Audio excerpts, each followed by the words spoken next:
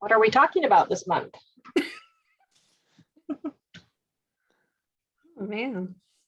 I am curious if anyone is, I guess no one really would have heard from the new infrastructure bill, any of the broadband stuff yet, because I'm guessing that hasn't, the rules and all of that haven't been decided, but I know that haven't there's heard gonna anything be- since early December. yeah. We've been, in Oregon, we've been talking to our broadband office about it. A lot of it is coming through that whatever entity in the state is managing broadband. And so we've been really trying to stay on top of it through talks with them. I think there's more information from those groups than actually coming down through the feds, at least from what I can see so far.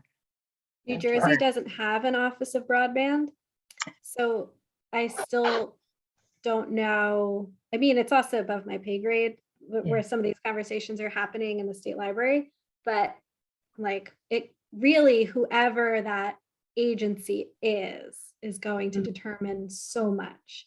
And I feel like I'm nervous that it's going to be Department of Labor because it wouldn't be different, you know? I mean, it might be. I'm hoping like in a way it'll be us, but I can't see how it would be us. So I'm going to act stupid here. And so let's dumb this conversation down. Oh, sure. So I know that the new thing that came in with the feds is the whole thing where they're talking, and I was going to look up the initials. Is it ACA, not ACA, APA? That just came through, right? So what are we talking about right now with the broadband? Well, it's the Infrastructure Act, and specifically within that act is called the Digital Equity Act that has funding specifically for digital literacy initiatives. I think that's the one that probably folks would be the most interested in, but that I thought just went through yesterday. I mean, okay. All right, so I'll look it up. And also for Delaware, it's DTI. So I bet, which is a totally technology. So I bet you New Jersey, if Delaware does it, I know New Jersey's got to be has their own little department. Well, I think that the point is that that the fund, I mean, and ALA might be a good resource to kind of help navigate who in what state is the lead agency, but all of the funding for that piece of that infrastructure bill is going to be managed. You know, it's basically a decision by the governor to figure out which agency within a state is going to be the pass-through for the money. The National Technology NTIA is the administering federal agency, if that maybe helps. But yeah, it's going to be very complicated, and I think it is going to be really tricky to figure out how to get libraries to be part of the pie, because it's really from our perspective in Oregon, our broadband office is all about the bricks and mortar of broadband and, you know, construction contracts and all that kind of stuff. Digital equity issues and digital literacy are not in their wheelhouse. And so that's why we've been trying to talk to them as much as possible about, you know, bringing the right people to the table when it comes to talking about the money allocated for those kinds of activities. So, and I'll look at, I know ALA has a pretty good overview of this. I'll see if I can find it and put a link. Yeah. And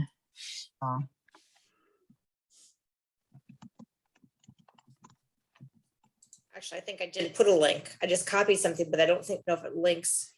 Okay, I have to go back to their link and give you the link. So this is what I got yesterday. Okay, yeah. Yeah. Oh, okay. Is this similar to well, that's a different part I figured of it was something. I figured it was something different than what you're talking about. Yeah. Oh, okay. Yeah. All right, so and also my daughter happens to be the deputy for the DTI, which is the Delaware's thing. So I'll find out what from her. So once I get a little bit more information, I'll ask her type of thing. So Yeah, the link that Andrea put in is the information that I've kind of been speaking from. Although I think I've seen this from different sources. Yeah, So, I know I watched a webinar from NDIA, but then there was another organization that did one where they basically said the same thing, but it's always just interesting to hear like how their interpretations might be slightly different. All I know is that the timing of it, it didn't seem like it would be until later this year. So it might not be overlapping as much with ARPA, which would kind of be nice, but I think there might still be some overlap. And it's also 5 years as opposed to like the 1 year for ARPA. mhm. So it is a little bit more time, at least, if anything comes out of it for libraries in New Jersey. Wow.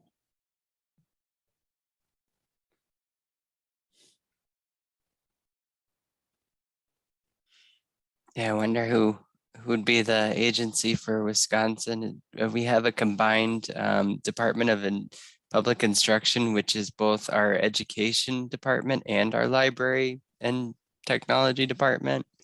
So could be Hmm. them. Do you have an office of broadband? I think we have something. It's well, it's more utilities, Hmm. but I don't know if it would be similar, could be similar to what you were describing, the bricks and mortar type deal. Hmm. Yeah, I mean, really, I think that's the trick really in all of this is that it's going to be an agency probably that is more in that field. And so that's why it's really important for libraries to try to make connections there. So, I mean, I would, if your state library in Wisconsin, could get active with that group or try to Mhm. ask the state library what they're doing around it, I think is a good idea. Yeah. Just throw a link in the chat. I did a search for NTIA state agencies, and this is a map that will let you figure out. Oh, we do have a broadband. Thank you, Elizabeth. No problem. Exercising my brain Google skills. So I go, and I know I'm feeling like an idiot here. So what is the question that you're asking for now? Has it gone through yet? Or where is the money going to be allotted in each state? Because literally my daughter's I just looked it up. I was right. My daughter is the deputy for this. So I can email her right now. Wait, Well- sorry. Your daughter's the deputy for what? For the broadband for the state of Delaware, the DTI. Yeah. Okay. So is there a direct question I can ask her? Well, you might want to take a look at, there's the link that I put in the chat that is the American Libraries article is a good summary of it. So maybe that can help you formulate your question. Okay, so I'm not going to send it to her now. I'm going to read. All right, thank you. Like a little, why don't you guys give me a cheat sheet for all of you? Just like a little cheat. Okay, fine. Scrap. I mean, there's different funding programs within that Digital Equity Act that, to probably ask questions about, but you probably want to use the language that they have so you can, isn't that always our challenge, is just using the same language with the folks? And, so we have to do this with workforce agencies, and now we're going to have, if we want to access some of this money, we're going to have to figure it out with broadband folks now too, our common language. We're looking at, getting ARPA funds, right? We're asking for more, like that. It's becoming overwhelming in that if we're asking for all these hotspots and all of a sudden we get the tech and then we get the hotspots and then we get all this broadband that will help the people, then it's like it's a mess. Let's face it. Everything's a little bit. I'm hoping that some of the funding can be used for digital literacy programs, Mhm. or digital navigators and things like that. Yeah, Because yeah. I feel like, at least in New Jersey, that's, I think, what we're really starting to focus on. And it would be nice to have additional funding outside of Department of Labor, you know, just with our particular situation, to have a different pot of money where you're not like restricted by WIOA rules and stuff. So, Well, I but I mean- definitely think that this is a possibility. I mean, that grant program with it's called the State Digital Equity Capacity Grant Program, is exactly that. yeah. And it should be able to fund those kinds of programs. And I do like that the planning, I believe what I read, the 60 million for planning is like a flat amount that's going to each state. And then it's the capacity grant program is what's like depending on certain criteria. So that's like a formula. So at least the planning will be, you know, a set amount. Because I mean, I don't know that the governor of New Jersey has any influence on how much we get, but he said at one point during the pandemic that there was no more digital divide in New Jersey. So, you know, I would hate to like leave money on the table because of a wrong perspective like that. I mean, maybe he was just talking about like every student had access to a laptop and Wi-Fi if they needed it through something, but you know, even a seemingly well-connected state has issues. So. Hi, this is Julie from Alaska. I have a question. Do you know if this potential funding would allow to pay staff to provide this training or pay? I mean, that's the issue we have. We don't need more things. We need funding for people. That's the message I'm hearing from the libraries. Well, the good part of this program, I mean, I don't think anybody can really answer that question at this stage because they haven't really written the rules around it yet. But the one good thing about it is that it is more than just 1 year funding. It's over 5 years. So the potential for it to be more useful for projects that do require staff funding is probably better than ARPA in that regard. So yeah, I think it's going to be really so state dependent on how those grant, you know, how that particular part of the grant will be managed. You know, it's going to be hard to answer that question. Thank you very much, Arlene. But I agree, I've heard the same thing, you know, that a lot of the funding that's come through has been for things, but having staff would really be beneficial. Especially since just even, you know, there's typical like turnover and stuff, but people are burned out. They just can't add another thing onto their plates. I usually look at the three big questions of where am I going to put it, how am I going to pay for it, and who's going to do it.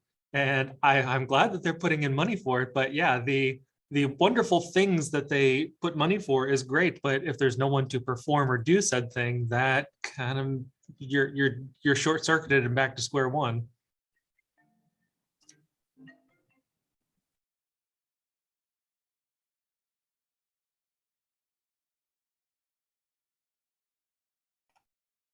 I might have to steal those questions.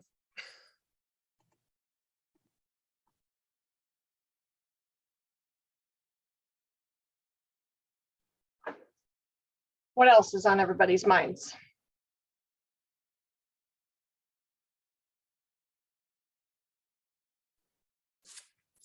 Kind of what Julie said in Alaska as far as the tsunami of people resigning, right? The great resignation is happening every which way you turn. So it affects all of us in a million different directions and all.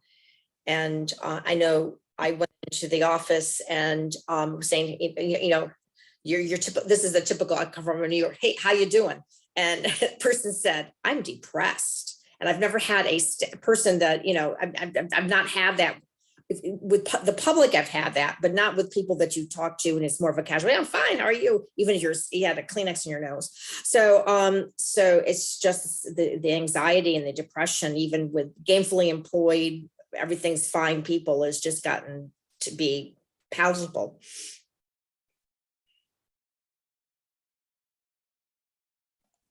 Yeah, or you see like, you hear, "I'm fine." It's Right. like that pause. We just had that conversation a while ago.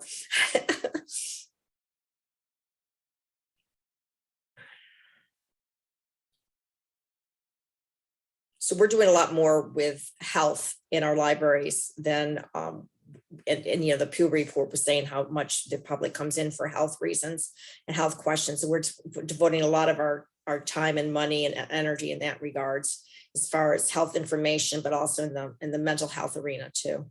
And looking at a lot of ARPA funds in that way. And we're actually getting a lot of organizations reaching out to us to help them with mental health. So that's interesting. So I know that's not workforce, but let's face it, it all kind of ties into workforce, because if the workforce isn't happy, they're not going to. Yeah, I'm trying to move forward with some training based, and it's not workforce development training, it's just basic training for librarians, and having an in-person training and and I have another trainer who's coming in July. He's going to travel around the state, and the uncertainty. So for me, there's just so much, it's like, how do I plan? I think people are ready to get back in person, and yet it's still difficult to make these arrangements with sites. Some sites aren't allowing us to use their spaces anymore, or they're requiring us to provide these mitigation plans in advance. And it's like, how do you word a mitigation plan in a community where there's a minority who's in a uproar and refuses to do? I mean, I don't know. I don't know what I'm trying to convey, but I'm just saying it's kind of a challenging period of time.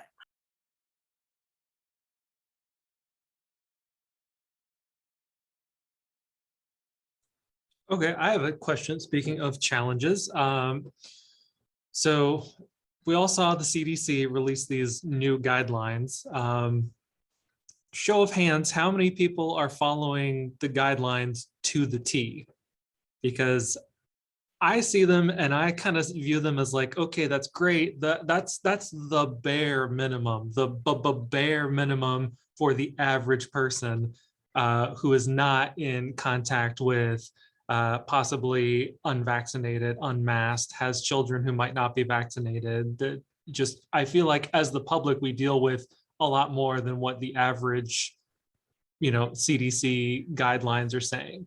I've had a lot of staff that are worried that, my board is going to crack down on us because, right now I'm opting for, even if you are vaccinated and boosted, if you're showing symptoms, just quarantine until you get a negative test.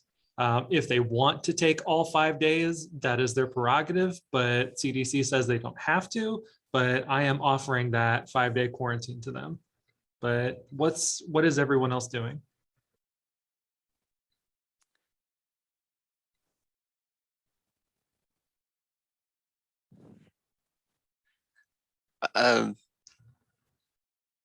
Yeah, we got this lovely flow chart that was developed by the state of Maine's health department about basically it takes all those guidelines and turned it into 3 different not choose your own adventure paths, but 3 different areas, like, are you fully vaccinated, boosted? Are you fully vaccinated but not boosted? Are you partially vaccinated or unvaccinated?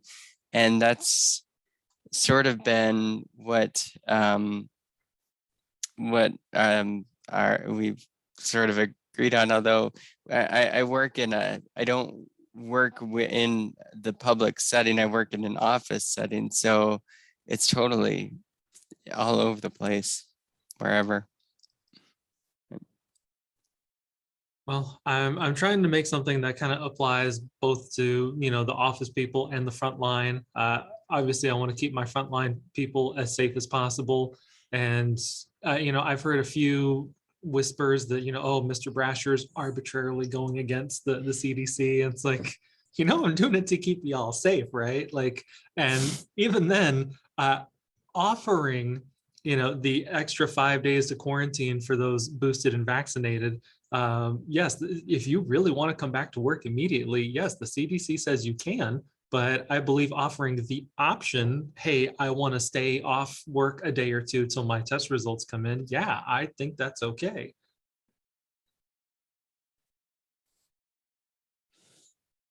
I'm amazed that there are so many people who think that that's just mind-boggling. It's a slippery slope. What will Mr. Brasher do next? Oh my goodness. It sounds great that you're being so careful, you know, because if you're careful at the beginning, you know, then maybe you'll prevent people from getting sick and then having to close down for other reasons later on. You know, that's what I was thinking. I mean, I'm kind of thinking like, you know, one, you can't ever, there's no, you can't prove a negative. There's no way I can prove all the, you know, exposures that I prevented, but as I've told people so far, I'd rather have one person sick and 2 quarantines than 3 sick and who knows how many quarantined. Right. But yeah, it's yeah, we've had a lot of people on staff who are real sticklers to the rules, and you know, if I feel like if I were bending the rules against them and making it worse for them, yeah, okay, I could see a complaint. But the idea that I'm arbitrarily adding on a little extra and bending the rules to keep them as safe as possible, I don't know why you would ding me for that, but some people are very concerned about it. Hmm. A lot of it boils down to if they're going to get paid for staying home or not get paid for staying home. And if it's part-time staff that aren't getting paid for staying home, then you can see the reason why they're saying that. But in our area, down the street from my house, the largest volume super Walmart in 3 states shut down for 2 days. Doesn't shock you. So, and so, yeah, we are in a state emergency where everyone has to wear a mask once you leave the house.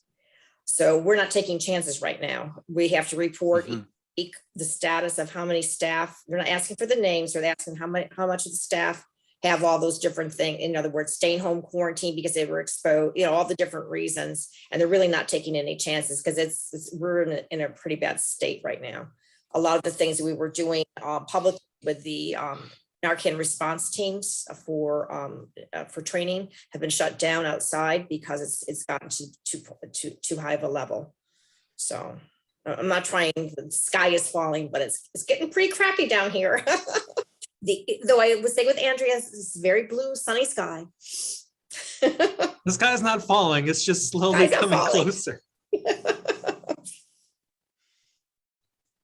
Right, and so it's because these things come in waves, it's like, where are you on the wave? You know, you know, how do you plan past, you know, we're at this curtain crest, you know, how do I anticipate that in 2 months or 3 months, we're going to be in a place where in-person training is actually going to be okay. It's just extremely difficult. And I'm working with adults, and not every adult wants to do the virtual training. It isn't always the best learning for them. So how do we provide optimal learning to people? And it's just, I'm just wrestling with it.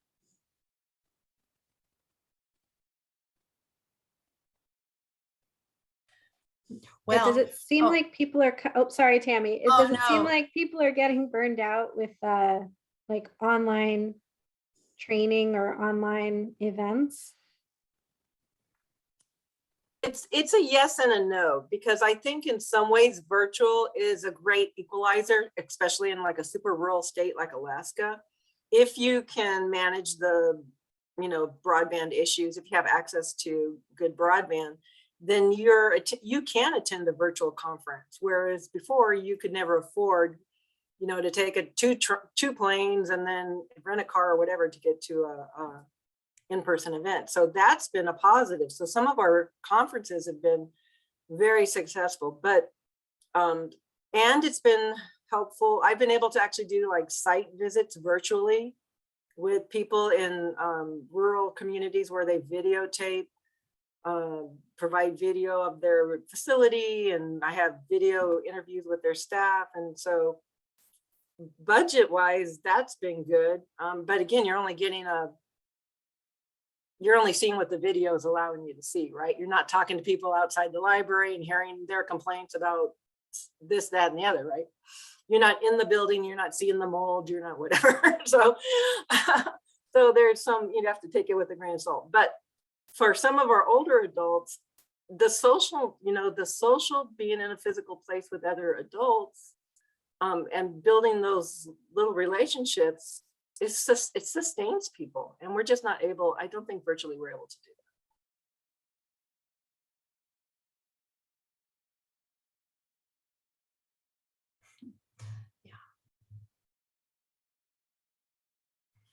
The only thing I was going to add to that is, obviously this project that I'm working on that incorporates virtual reality as a part of distance learning, and also not only like training programs that lead to credentials of value, so not degrees, but certifications, but the career exploration side of it, to be able to have something that feels a little different. I mean, within, virtual reality, educational technology, there's nothing about that replaces a human. There's no doubt about it, but potentially it could be a way that it's a better bridge between, a 2D screen like we're experiencing, and then actually stepping into a real environment where through the experience itself, it's because it's targeted and very specific, focused on specific things,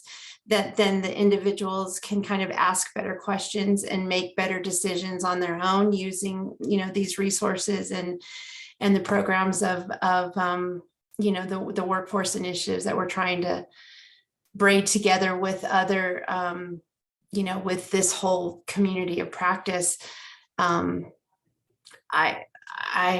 mean, I'm with everybody else on all of these concerns and have no idea whether or not it's going to work, incredibly well. I think it will work to some degree. And the things that we learn that do work are going to be super helpful. And the things that we learn that don't work are going to be super helpful. And I feel like that's the best that any of us can do at this point, is just kind of, stay in a very realistic space, but trying to embrace technology, because industry 4.0 is here. This truth is here. So to the extent that we can embrace what I so poorly facilitated at our December meeting with our read of human work, but as if we can facilitate this and to try to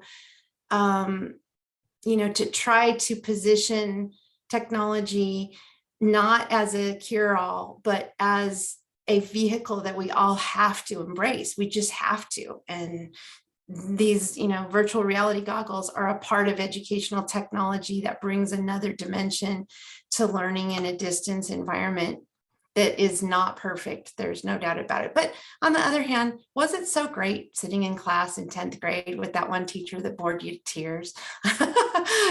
So in person isn't always perfect either. So I don't know, guys. It is a hot mess. Well, at least in 10th grade, I could usually kind of hope to plan to sit next to like the pretty girl and try to talk to her during the class. Yeah. I don't think the goggles will let us do that. I know, right? Well, actually, believe it or not, there are now environments. I actually demoed something with this company. I think it's called Engage or something like that. But yeah, we could all be together. We could all have goggles on, and we could truly choose to where we're going to sit by each other. Our avatars, like in real time, can walk and move, and you can, we kind of have experienced that in conferences where we attend, like, where you can see activity going on in an exhibit booth and all of that. It's the technology and how this kind of immersive experience to truly be in a virtual world in real time is just is exploding. It's just getting better and better and better, every month. It's so weird. And from where we started in Nevada with that pilot of XR libraries in Nevada with an HTC Vive that had a big fat cable that had to be tethered to the computer, and you had to set up the sensors and the play boundary and all that stuff. And now to the mobile device being, in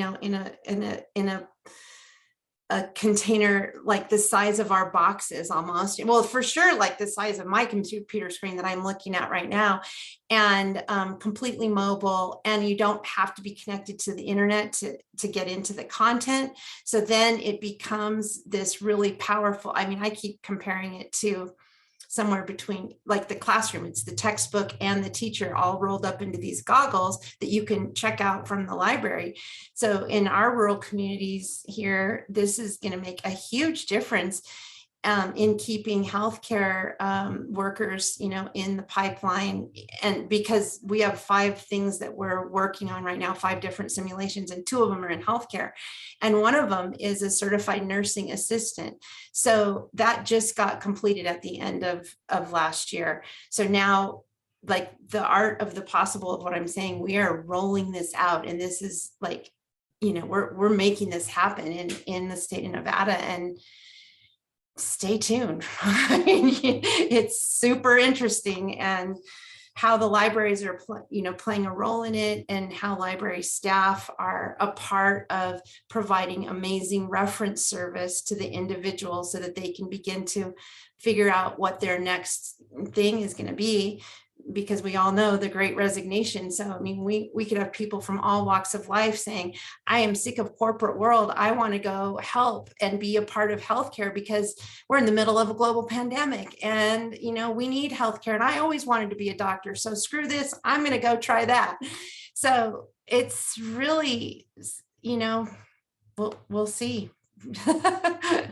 So what exactly would a person with the goggles experience in the certified nursing assistants? What kind of scenarios? I'm imagining they put them on and all of a sudden they're in a hospital room and there's a patient on a bed. Is that true? Essentially, or they're in some kind of clinical environment and they're experiencing the curriculum, because the virtual reality experiences that are being created are not, this isn't fiction. It's nonfiction. So it's literally the knowledge transfer of the curriculum that's already been established and created by the instructors within the community college program. It's their instructor. It's that brain trust. It's all the materials from the textbook. It's all the inputs from actual certified nursing assistants, like people working in the field. It's input from people who make the machines that a certified nursing assistant might have to touch,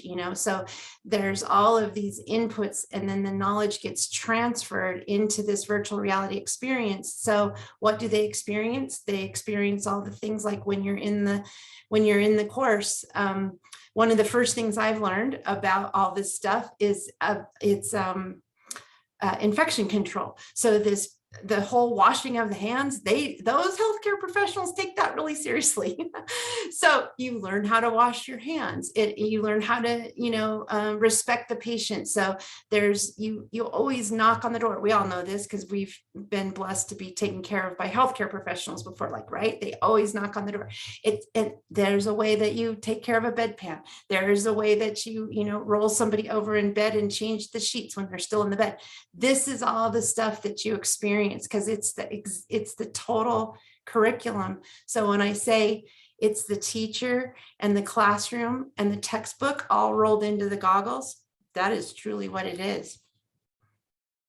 And so then there's this experience. I'm thinking of like commercial pilots. So they have to spend so many hours in the simulator, Right? but then they also have to fly Right. so many hours, because there's like a limitation about what you can experience in a simulated experience. Yep. So is that also, these students also have the hands-on in-person? They do. So all the state boards of nursing, and then this kind of regulation exists over all kinds of industry, to your point. But since we're talking about healthcare, every state in the country has a state board of nursing that oversees the clinical hours that are required as a part of any of these programs of study. And I know that during COVID, every state in the union increased the number of hours that an individual could be in a simulation to replace the actual in-person clinical hours to 100% in some healthcare fields, because they had to keep people going through these programs, and COVID was blocking them out. There was absolutely no choice. And healthcare, as well as other industries, for a very long time has, to your point, had simulated clinical experience. And we all can think of that very easily when we think of those computer, well, they're dummies, right? They're teaching dummies, but they're not very dumb, man. Those are super sophisticated computers is what they are.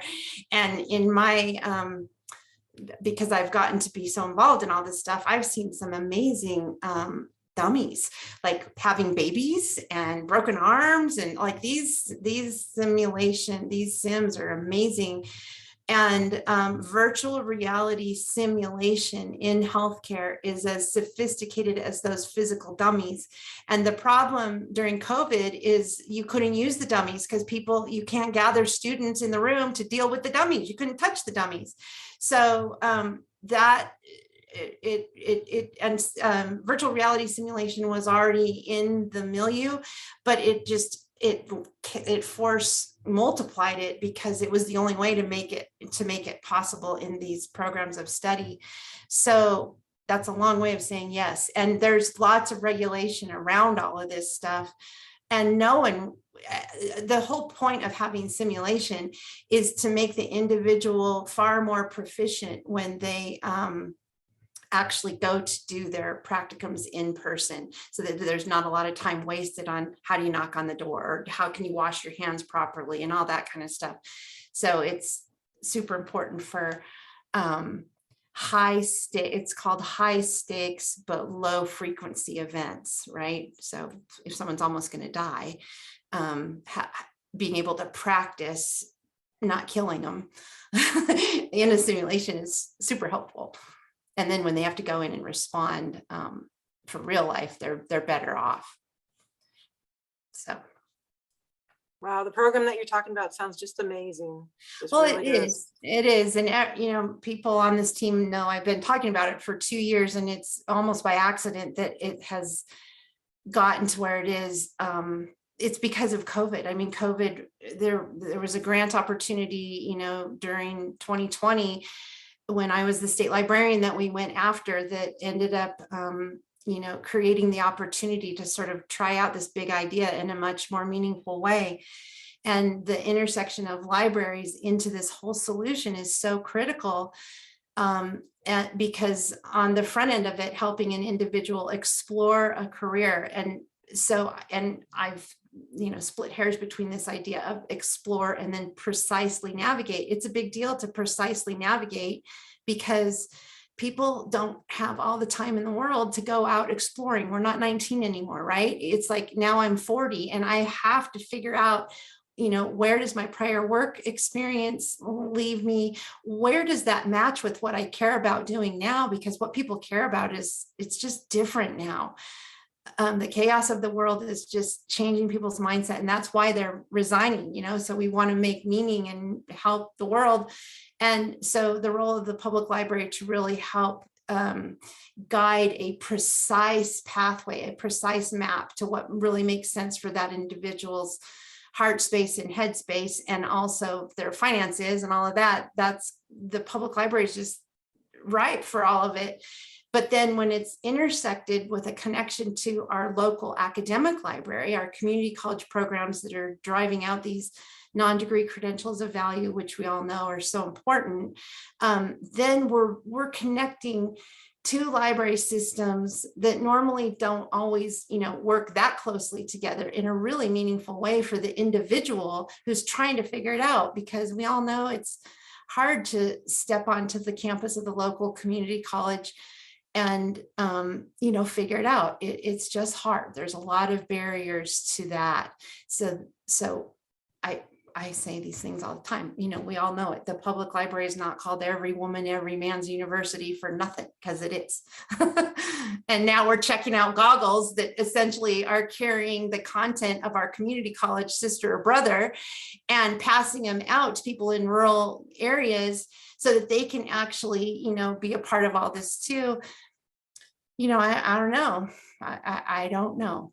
I do know that I feel smart when I put those goggles on, because I'm old and I'm like, whoa, I can do this too. And that's helpful.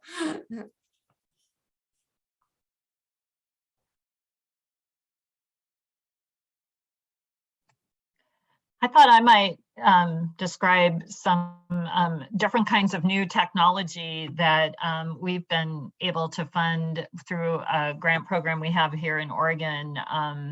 We're calling it workforce partnership grants, and we're basically having libraries partner with their local workforce worksource office to mostly purchase equipment, computers, and that kind of thing. But one of our libraries came up with this really great idea to build a workstation in the library in a kind of isolated environment. So I put the link there in the chat. These are like little, information pods where people can have their interaction with a workforce person, either do, their training or do interviews with folks in a somewhat quiet environment.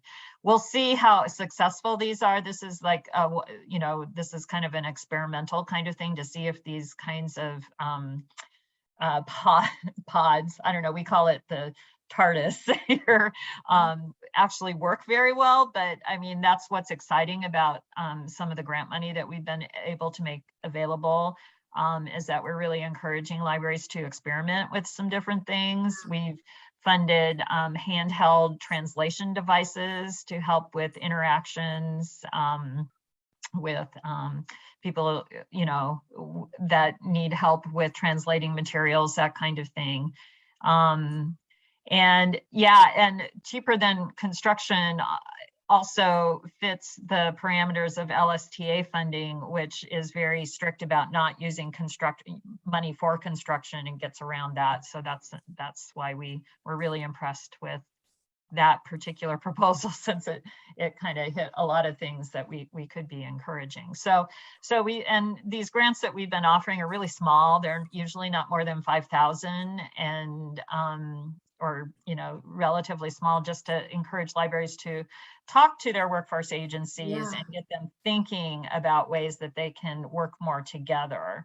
And we've seen, a lot of it is just that basic, we'll buy computers, we'll, that kind of thing. But I thought this particular idea was really fun. And hopefully will help the libraries and workforce itself learn about what kinds of facilities they really need to support folks forward in our new environment, where it's not going to be as easy to have traditional in-person classes. And so what are the other things that we can do to help support that? So I'll be interested in how they work too, because we've been having the kiosks, we call them kiosks right now. So since May, and they have not been utilized.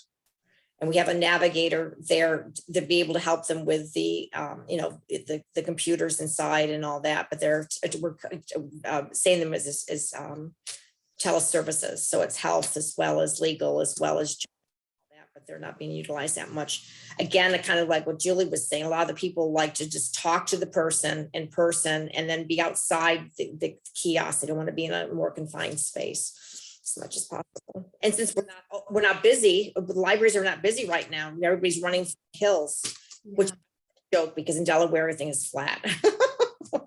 I hate that little map. Yeah.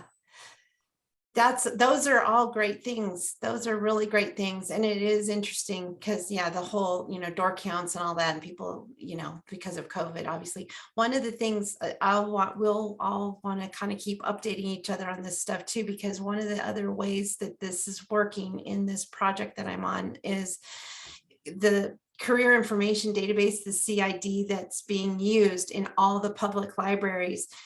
It hasn't happened yet, but it's going to roll out so that when an individual, it's almost the same thing. So if an individual, wherever you are in the state, you can go into the career information database, because that's the match.com, right? For job seekers and employers. And it helps you kind of navigate through all that stuff. So when the individual can go in, and then libraries are obviously, promoting all of that on the front end for their e-cards and e-services and all that kind of stuff. So when the individual goes into that, they have to get a library card, obviously, to go in. And then there's going to be an opportunity. An individual could navigate their way through the database all on their own and kind of land where they need to get into a training program that makes sense in Nevada and has in-demand jobs and all that kind of stuff. But they could also ask to speak to a person or to interact with a person. So they'll be getting pinged on that. And as soon as they do, the way that the CID is organized is that it's by library card number. So every library system in the state of Nevada is only going to be handling their own customers. It's not like it's some big central thing. It's just your customers because of the way the whole thing is set up by library card number. Smart. And then what will happen is when the individual wants to get connected to a person, they will first get connected to the librarian. And then the librarian is almost like in the crow's nest of the mast of the ship, right? And then they can see where that individual is, where they might need other help from the other members of the community of practice. So when you guys are talking about this, working with your workforce boards and all that other stuff, they're going to be able to see where they might need help. And then when they when they determine what that is, they'll hand that person off to one of the other members of the community of practice, but there will be a record of our support. And of course, when the individual signs up and creates a profile in the Nevada Career Explorer, they opt in to be case managed. So they're giving us permission to provide services and to help them and all that stuff. So then, so the cool thing is we'll see is that the library is going to get recognized for its role in this whole thing. So we are going to be able to make a case when we are, at the table with the other members of the community practice. And I think that this whole thing has also huge implications relative to how libraries and workforce boards are all working together and how, we can do that, because the library becomes kind of the central organizing body to provide this reference service.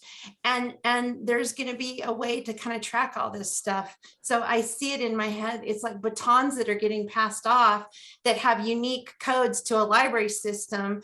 And then when that system passes it off to their, next door neighbor workforce partner, it's all within sort of the same geographic boundary, and it kind of makes sense. So this is also going to be really interesting to see how this turns out. Tammy, is that Headed To is putting that system together? Yeah. Yeah. And are you familiar with LACES? I am not. Okay. What I'm is just it? one. So LACES is what we're using in New Jersey. Is it a CID? I guess so. It's like the intake system. Yeah. For people who are coming into a workforce development program. Yeah. Is it your department? It has. Sorry, is it connected to like your state unemployment office essentially? So it's like its own subscription. So it's not like one unified system. Like each location will have its own like closed network. Yeah. But the record, I think, could get exported and transferred. Okay. Because we're using, excuse me, the WIOA required fields as part of it.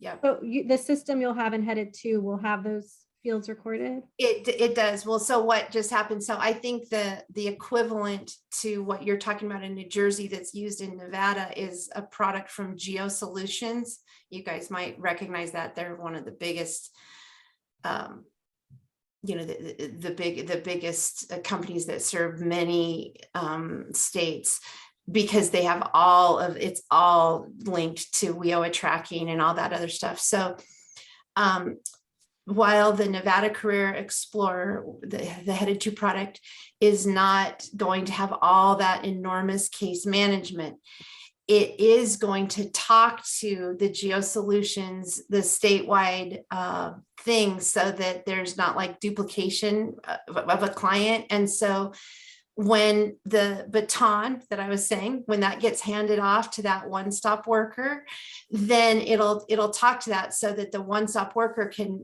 basically recognize where this referral came from and what the role was in it, and then continue with that person through, you know, through all of those various activities and the wraparound services they get.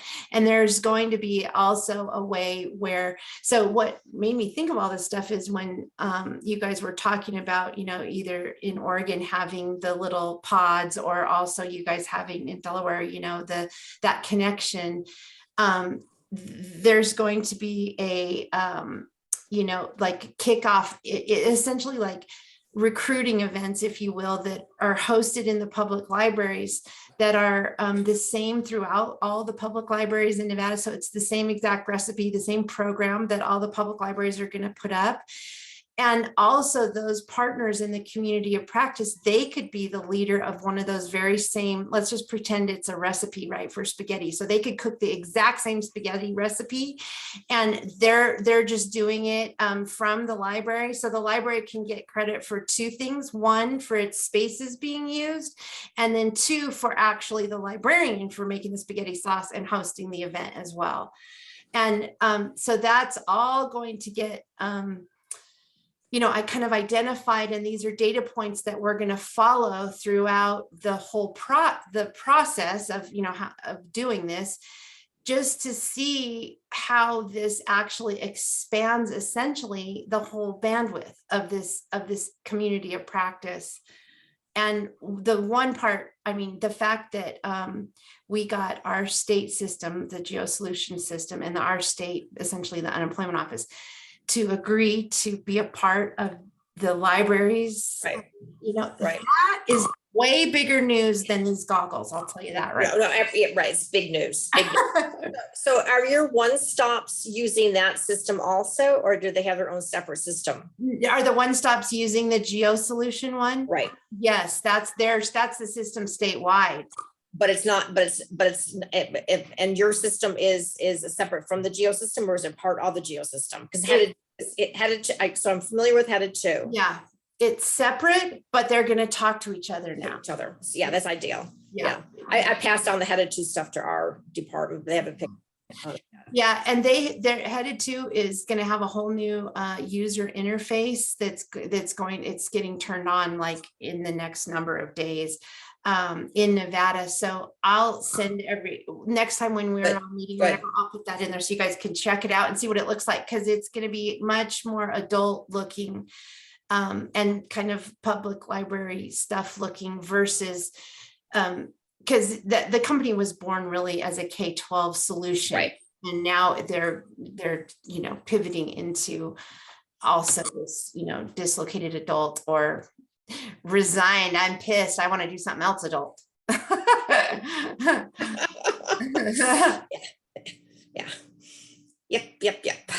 And when I looked up LACES, I realized that we're coming now from like an adult literacy Title II kind of perspective. So that might be the difference there. Because I'm thinking like, oh, I don't know that the one-stops necessarily use LACES, because they might use something else, but it like might be the kind of thing where it like talks to each other. But that's really amazing to have like a library system that talks to the labor. Oh, you guys, this is bigger news than those goggles I keep talking about all the time. Because we know EBSCO, how, like Job and Career Accelerator doesn't have anything like that. yeah, it's insane. I mean, and how this works, like before anybody starts calling headed to, just you gotta, well, hey man, you just watch Nevada for at least 6 more months because it might be a disaster. Hopefully I'm not. excited, Tammy. That was really good. Yeah. No, you're right. I'm excited about this. This is good. Really good. Yeah, yeah. Because all the WLAs are supposed to be doing, working with their partners and doing certain things and connecting referrals and tracking referrals. So every one of our states has this. Yes. And libraries are included in this referrals thing on their website and all, but the fact that we're really super connected in this area, that's good. That's Yeah. good. Yeah, I am excited. I gotta say, our libraries are not good about doing the referrals back to different places. They'll tell people about it, but do they go back into the system to make all those connections? Because it's more work. Do they have Oh, to? it is, yeah. They don't Right. bother. So we come up with big fat goose eggs on monthly reports. Very embarrassing. Yeah, no, it is hard. It's hard because it's so, but and it makes all the sense in the world. Again, back to the the stump about technology, to like how to use technology to make this easier and also trackable. So, and the fact that this gets separated by library system in Nevada, that is one of the most important things about it, because no mayor in one end of the state wants to be paying for people that live in the other end of the state to have their librarian helping somebody down south, helping them up north. It's just the way it is, because they're supposed to be focused on the people that are paying taxes for those libraries in that neighborhood. So it's completely understandable. And as I said before, this is such an accident that all this stuff is coming together. I don't know. Nevada seems to be all that. So Don't say that yet. some of you know Nick Martin from our group, and he goes out to a lot of conferences, presentations, and tries to find new and good things, and was at the Consumer Electronics last week. Just got back on Saturday. Yeah. We are trying to emulate, trying to get an ARPA funds for what the city of Reno did in regards for the year in regards to Talkspace. Oh yeah, right. The text and everything. Yeah. So we'll see what we can, and libraries would be giving out the vouchers for that. We'll see what happens. We'll keep our fingers crossed on that. So Yeah. Nevada, right? Well, we're like up a creek. I don't mean to brag about that, but honestly, state of Nevada we're always trying to compete for like #1 on the naughty list of a lot of stuff. And our economy, it's very weird how it has rebounded. So if you look at all the data and see what sectors have rebounded and all of that, in some we're overperforming prior to COVID. In many we're actually like the gaming numbers and all that stuff, they're up, guys. And so it's crazy. However, there is a huge sector in the hospitality industry of jobs that are not coming back to the state of Nevada. And the current numbers are approximately 75,000. That is 75,000 Nevadans in a very small state who their job isn't coming back. They have to figure out something else. And that is reason enough to devote all of this, braided, hot mess of an idea to try to get to at least those people. And to tell you the truth, I mean, the requirements for this grant, we're required to relocate dislocated adults. The number is only 1,300. That is such a small number compared to what the need is. So fingers crossed this works a little bit so that we can actually help, all the people that really do need it. Because one of the things that does get me so excited about all of this is that because of the Great Resignation and because of these 75,000 people who have to figure something different out, and because the opportunity to get skills that are not related to degrees, and bringing in the yes you can of the librarian, I just feel like there's going to be a lot of those people that are going to turn out to be coders, and they're going to turn out to be on a healthcare path, and they're going to get awesome jobs in HVAC. And God only knows the whole world's heating up, but it's freaking hot here too. It was so, you know, all that stuff, you know, these people are going to be able to see. That's why I love the goggles. They're going to be able to see into something that sparks their imagination and that calls them with the coaching, with the human part of it. Because back to, you know, Jamie Marisotis's book, it's like not all of this stuff can be done by a machine or by a pair of goggles or by an algorithm. We are so important in this ecosystem. And, you know, we'll see. We will see. But librarians matter to this stuff because we're so trusted. Amy, I was, Yeah. oh, go ahead, Maria. Oh, hello, everyone. I'm Maria from the Texas State Library. This is my first meeting. Oh, And Hi, as Maria. I'm listening, I was wondering, is there a contact list? Because what I'm hearing, I'm very interested in looking at what New Jersey's doing, Nevada. And is that already created, and how do I join that? I'll put my cell phone in the chat. Okay.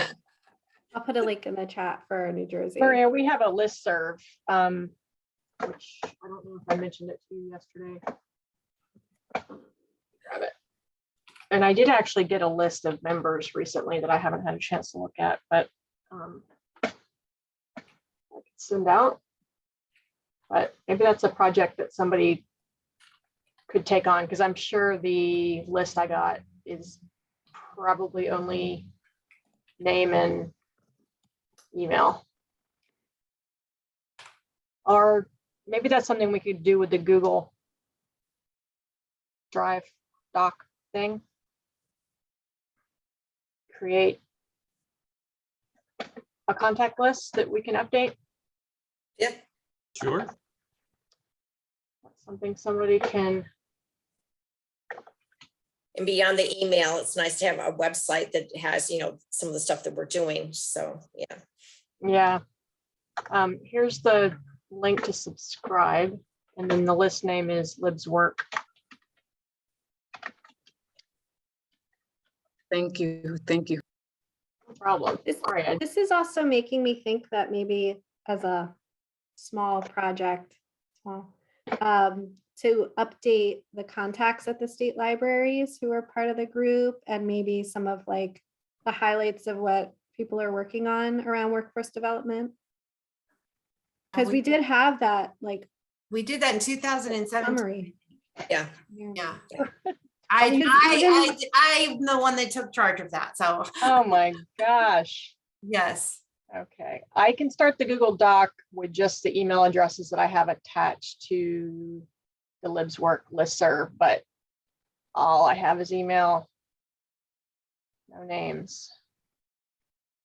But to your point, Andrea, I think we sent out a survey. A lot of that was based on a survey that we sent out to state libraries and then had them fill all of that stuff in. I Mhm. wonder that everything has changed so much, you know, sending out that survey again. I don't know if that would be a good idea or not. Yeah, because it would be even useful. I mean, it's a good resource to just even know, like I had a question about LinkedIn Learning, Yeah. so I knew to contact Elizabeth, but it would be helpful just to know what other states have those databases again. Right. And if anybody purchased new things because of ARPA or. Right. Mhm. And where are people with the connection with their workforce boards? Because that needle has moved. I mean, so many more states, I think, they Right. know what these are. Yeah. Right.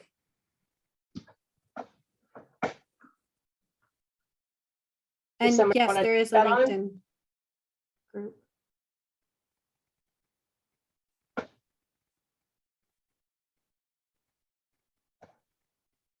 If somebody Oh, volunteered and to do that, or at least create a Google Doc that we can ask folks to populate.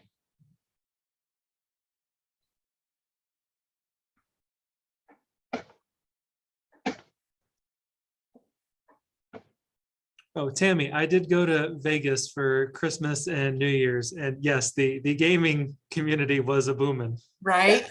Well, I thank you very much for that, because you didn't win, and I'm gonna get some roads repaired because of your contribution. So good job, if you gambled.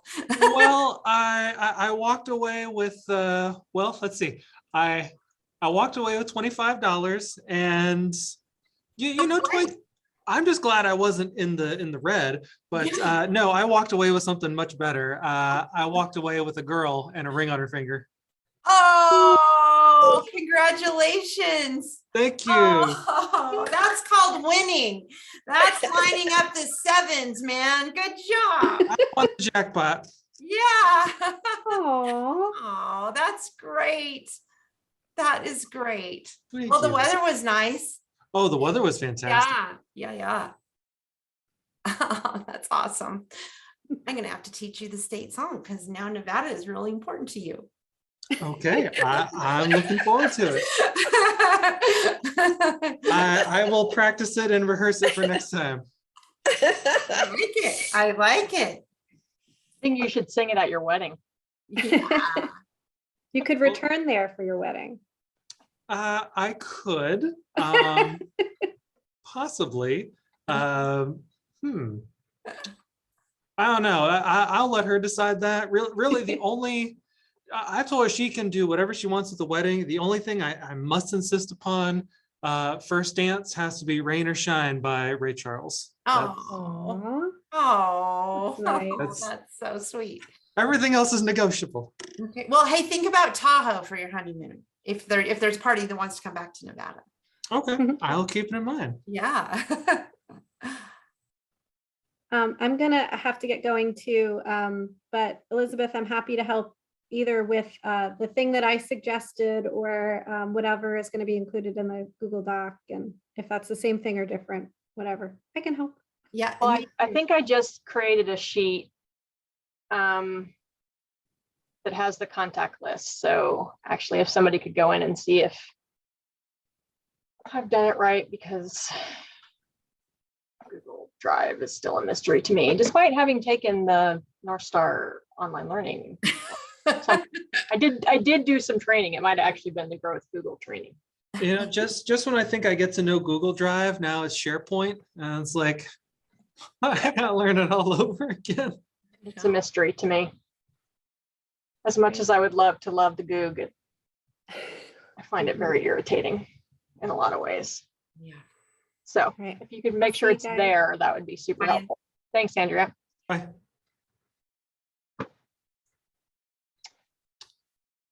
So it probably would have been good to talk about what we're going to do next, since we don't really have, we've kind of lost track of planning for any of these meetings. And I was totally off the radar for much of December dealing with family stuff. So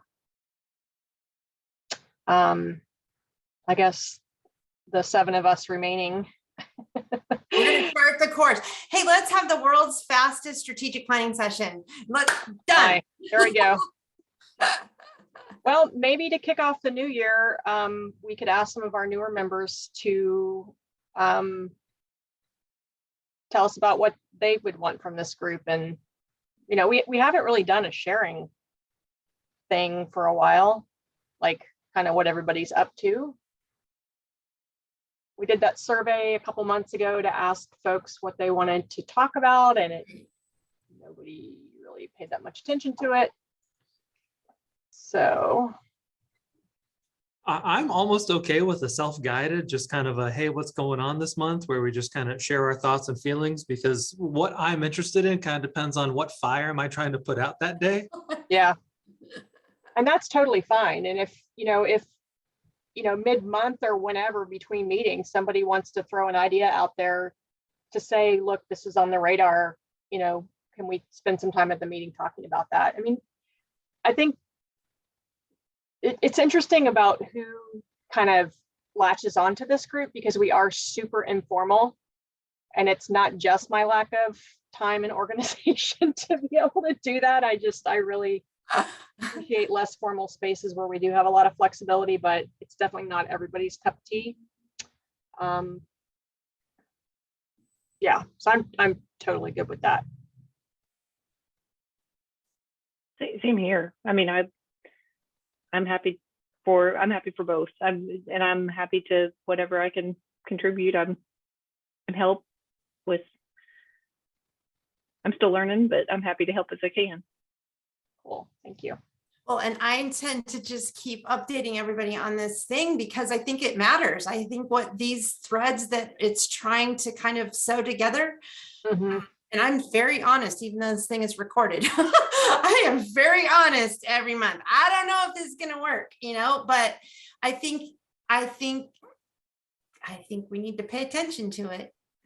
Yeah, I mean, Tammy, I'd be interested to know, and you've probably talked about this, like if we had some libraries who wanted to do something with, I mean, so we're kind of getting out of the VR stuff statewide is my understanding, but we do have some kits that are going to go out like kind of just for libraries to request them. Yeah.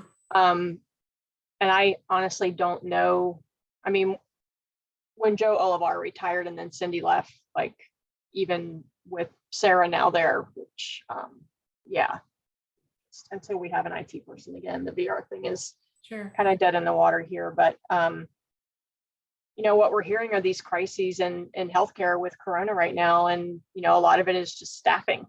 Like a lot of people have left the healthcare workforce. And so there was a crisis prior to that, especially with nurses. And now, like, I basically spent most of December in the hospital with my mom, kind of babysitting because they didn't have somebody Right. who could be in the room with her. Right. Yeah. Right. So, Well, yeah, I think, well, I think the thing about all this stuff is that, you know, virtual reality, I think, at least from my point of view, I am seeing this as the next iteration of a book. I know that is oversimplifying it, but that's how I'm seeing it. And it's the book of the 21st century, and that is inherently our business. And so because of that, and then the power of the book that's always been there, this amplified power that, as it turns out, it's a classroom, it's a teacher, and it's the book. mhm. And I can practice in there, and you don't have to connect to the internet to actually use it. That's all How on can it. somebody get access to those Because VR experiences? Like, they're sideloaded onto the device itself. but if we had devices here and somebody wanted to Yeah. do those, like, are they stored anywhere? Or like, I'm assuming these Well, are really huge. Yeah, you'd purchase the goggles, you'd license the content, and it would show up on your stuff the exact same way. You'd buy your own copy of your books, right? Right. So do you have those VR, do you call them modules, or Yes. are Yeah. they out somewhere in a marketplace that? No, not right this minute, because this is the Okay. beginning of this whole project. But Kind of familiar with how they were done before with the Oculus stuff and that marketplace, but I was wondering specifically about those healthcare modules. No, because this is, I mean, in a way, if we just kind of go back to thinking about the metaphor of the book, and essentially it's a publisher who is publishing this content. So we reach out to the publisher and we get the copies of our book as well. Mhm. And but I think, to your point, and just for how we can, at least how I'm trying to just really frame this in my mind and why this matters so much to libraries, is for the reason I just said, one. And then the second part of this is the connection that we're creating between community colleges and the public libraries.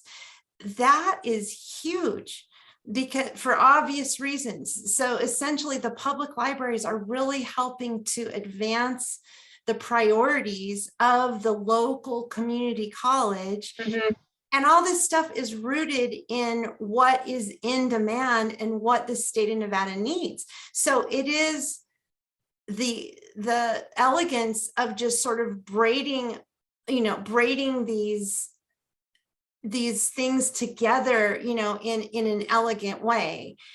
And and the implications for this of libraries are huge. You know, this isn't being done anywhere. And it's not just about the educational technology that the book and the teacher in the classroom are in the goggles, but to call it the book and have it circulate, you know, that's just not being done. And then, yeah, then that's my question. I mean, I completely agree. I mean, you know, I mean, with our focus on certification here, yeah, exactly. totally, you know, and looking at libraries as, you know, this sort of on-ramp for, Yeah. you know, for higher ed. Right.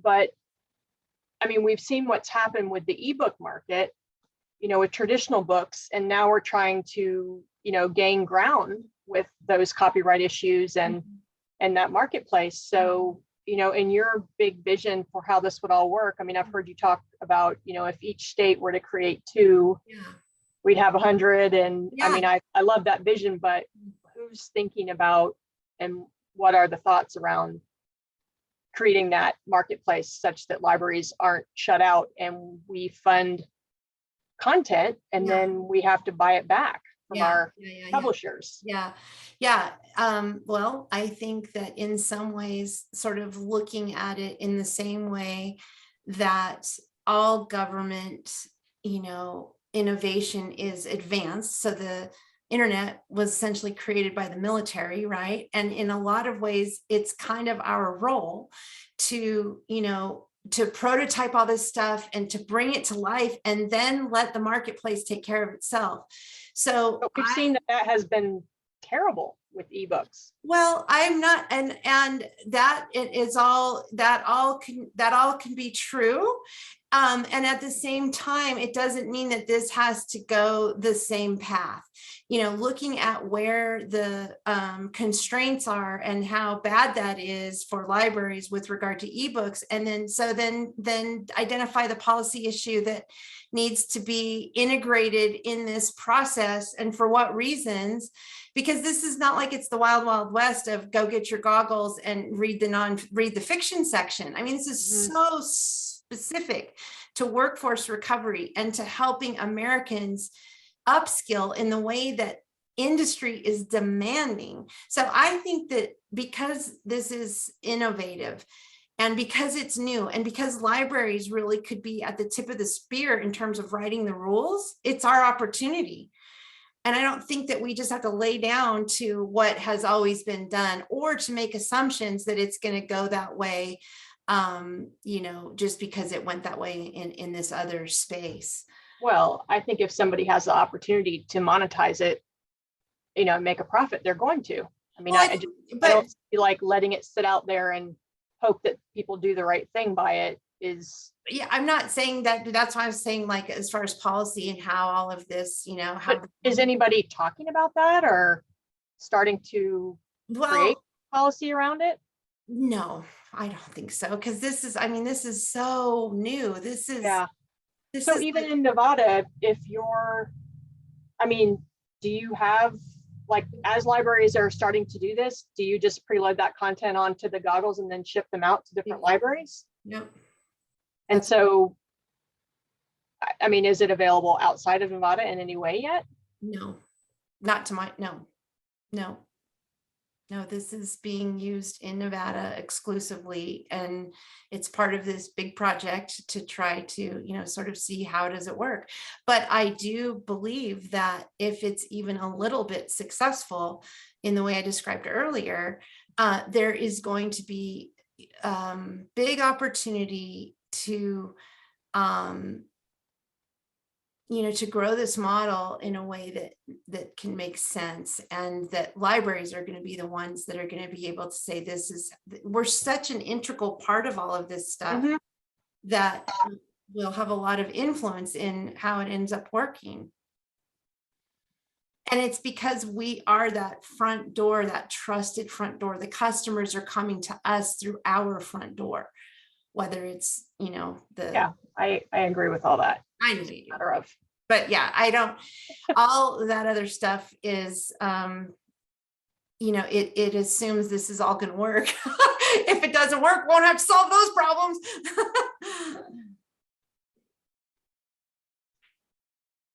All right. Well, on that note, any other thoughts? Oh, but, Just oh, go ahead. um, just to catch up with everyone else.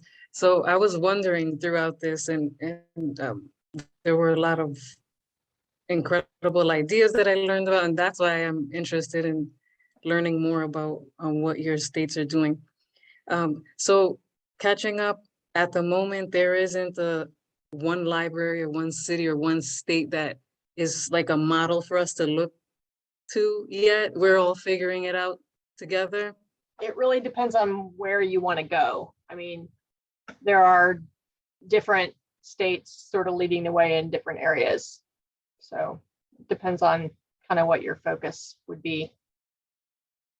And that information of who's leading what, I can find that, is that collected in one place, or that's just little by little It's more acquiring that information? informal, like if you were to, throw a request out there, kind of the example that Andrea mentioned about, they're looking at North Star and LinkedIn Learning, and, she knew that I am doing stuff like that. So she reached out to me directly, but that's the kind of thing, if you were to say on the LibsWork list that you want information about those things, then, people would chime in at that point.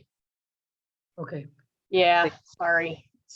I But know. it sounds like there's an effort to, we had done that in the past, and there's an effort to kind of recreate that Yeah. directory of sorts. So, And I think one of the common threads among everybody is just the increasing connectivity between the public library and the workforce boards and those ecosystems, and that is a whole world and a whole thing into itself.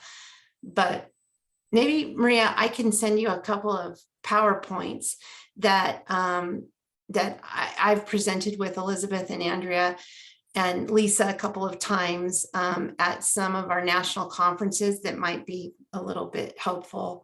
I don't know. I would appreciate. Yeah. I would appreciate that. Thank you. Yeah. Yeah. Yeah. Justin, congratulations again. Well, thank you. Thank you. I very much appreciate it. Yeah, it's really sweet. Well, I'm going to skip out as well. So I hope you guys have a good rest of your week, and we'll see everybody in the inbox. And Elizabeth, I'll help too on, I'll